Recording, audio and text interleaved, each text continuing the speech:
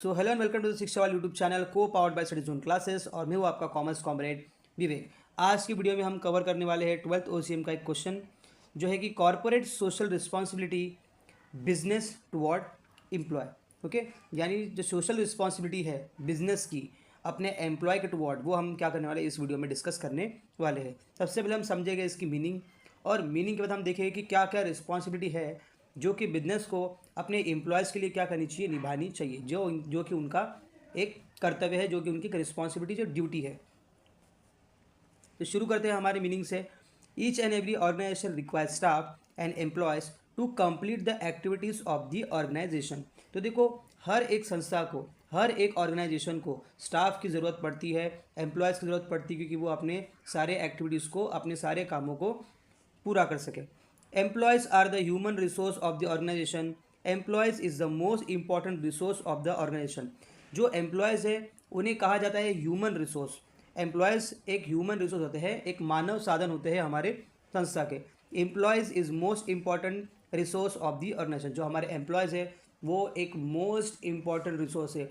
बाकी other resources के अलावा भी ऐसे देखो, बिजनेस में तो वैसे बहुत सारे रिसोर्सेज होते हैं, लेकिन सबसे इंपॉर्टेंट रिसोर्स कौन सा है? अपना human. Okay, human force. Employee perform various activity in the organization.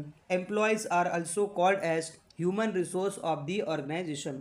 So it is a responsibility of business toward employee. देखिए, फैक्टर ऑफ प्रोडक्शन वो क्या होता है कि मैन, मनी, मशीन, मटेरियल है कि नहीं। यानी प्रोडक्शन का नहीं क्या लगता है? देखो, मैन यानी हमारे ह्यूमन फोर्स लगती है, मनी यानी पैसा लगता है, मशीन लगता है, मटेरियल लगता है, लैंड यानी ज़मीन भी लगती है। ओके, तो इन सबसे ज़्यादा तो इम्पोर्टेंट कौन है? हमारा ह्यूमन रिसोर्स यानी हमारा एम्प्लॉय, यानी हमारा स्टाफ। ओके, तो बिजनेस के लिए जब एम्प्लॉयज़ या स्टाफ इतना कुछ कर रहे हैं, ओके, आपने बहुत बड़ी बड़ी कंपनीज देखी होगी जो कि बहुत ज़्यादा प्रॉफिटेबल है, बहुत सक्सेस है, उन बहुत ऊंचाई पर है, बट आपने उनके पीछे लाखों वर्कर्स को जो उनके लिए काम करते हैं, डे नाइट दिन रात मेहनत करते हैं, उनके बारे में आपको बिल्कुल भी पता नहीं होगा। तो उनका भी एक कंट्रीब्यूशन है इस कंपनी के प्रॉफिट में, इस कंपनी के हाई सक्सेस में। ओके, तो कंपनी का यानी बिजनेस का भी बनता है कि वो भी अपने एम्प्लॉयज़ के लिए कुछ ना कुछ रिस्पॉन्सिबिलिटीज़, कुछ ना कुछ ड्यूटी है जो वो क्या करे, निभाए। तो हम देखते हैं अभी वही वाली। तो हम देखते हुए responsibility of business toward employ. So first आता है हमारा रेम्यूनरेशन। रेम्यूनरेशन यानी होता है कि पे करना, सैलरी देना, वेजेस देना अपने एम्प्लॉयज़ को। देखते, the business organization should pay proper remuneration. Remuneration यानी वेजेस या salary to their employ as per skill, knowledge, talent and experience of the employ. तो जो हमारी बिजनेस ऑर्गेनाइजेशन होती है वो अपने एम्प्लॉयज़ को टाइम टू टाइम रेम्यूनरेट करे, यानी उनको वेजेस दे, उनको सैलरी दे, उनको पगार दे, जो भी है उनको देना चाहिए। ओके, वो भी उनके स्किल, नॉलेज, टैलेंट और एक्सपीरियंस के हिसाब से। इस चीज़ में डिले नहीं होना चाहिए। जो एम्प्लॉयज़ होते हैं, एम्प्लॉयज़ का मतलब क्या होता है कि एक ऐसा इंसान जो कि एक मंथली इनकम पर है ना, या पैसों के लिए क्या कर रहा है, कोई वहाँ पर अपना काम कर रहा है। तो ओके, तो जो मेन मोटिवेशन है एम्प्लॉयज़ के लिए वो क्या है? आप कितना भी कुछ भी कर लो, उनका मेन मोटिवेशन क्या है? पैसा और प्रमोशन। ओके, अगर आप ये उन्हें प्रॉपर दोगे तो वो आपके लिए बहुत अच्छे से काम करेंगे। तो पहला ड्यूटी क्या बनता है, रिस्पॉन्सिबिलिटी क्या बनता है? रेम्यूनरेट। अपने एम्प्लॉयज़ को प्रॉपरली रेम्यूनरेट करो।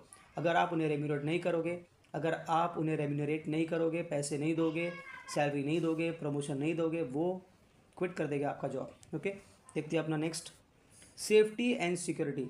उससे भी ज़्यादा इंपॉर्टेंट क्या आता है? सेफ्टी एंड सिक्योरिटी, उनकी रक्षा, उनको प्रोटेक्शन दीजिए। Okay, safety is a priority. The business organization should provide safety and security to their employees. Okay, जितना पैसा ज़रूरी है इतना ही उनकी सुरक्षा, उनकी सेफ्टी, सिक्योरिटी, उनका प्रोटेक्शन ज़रूरी है। Example, helmet, gloves, gum boot, knee pad, ropes, mask, shield, safety measure, insurance and first aid. ये वो सारी चीज़ें हैं जो कि उनको बचाएगी, उन्हें सेफ्टी और उन्हें सिक्योरिटी प्रोवाइड कराएगी।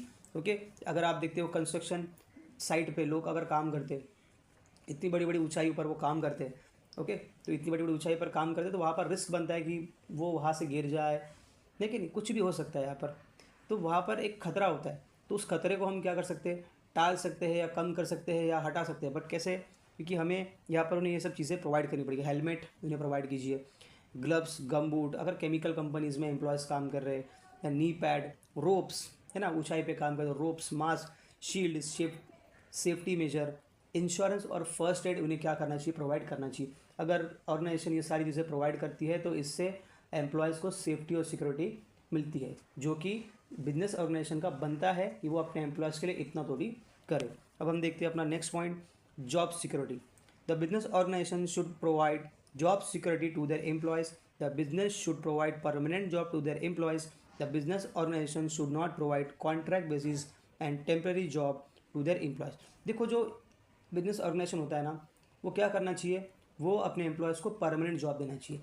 ओके, देखो सबको परमानेंट जॉब देना पॉसिबल नहीं, बट जो ऐसे लोग हैं कंपनी के लिए जो काम कर रहे हैं बहुत सालों से, उन्होंने खुद को प्रूव किया है, उनमें स्किल, नॉलेज, टैलेंट, एक्सपीरियंस भर भर के पड़ा है, तो एटलीस्ट उन्हें तो भी क्या करना चाहिए कि आप कहीं ना कहीं उनकी जो स्टेबिलिटी इन टेन्योर है वो क्या करें, उनकी मेंटेन करें, यानी उनकी जो जॉब सिक्योरिटी आप उनको प्रोवाइड करें अच्छे लोगों की, या जो आपके लिए सच में फ़ायदेमंद है उन लोगों की। ओके, अब देखो क्या नहीं करना है कंपनी को, ये नहीं करना है, क्या नहीं करना है कि टेम्परेरी जॉब दे दी, कॉन्ट्रैक्ट बेसिस जॉब दे दिया। इसमें क्या होगा, फिर सामने वाला एम्प्लॉयज़ उतना अपना पोटेंशियल नहीं दिखाएगा।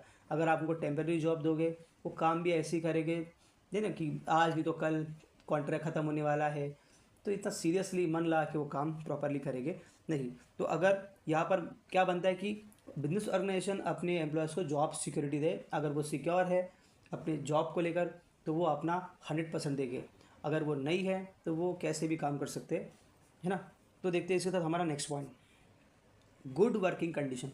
तो फोर्थ रिस्पॉन्सिबिलिटी हमारी आती है कि जो बिजनेस है वो क्या करे, अपने एम्प्लॉयज़ को गुड वर्किंग कंडीशन दे, एक ऐसा अच्छा माहौल दे काम करने का कि जहाँ एम्प्लॉयज़ कंफर्टेबली रिलैक्स होकर काम कर सके।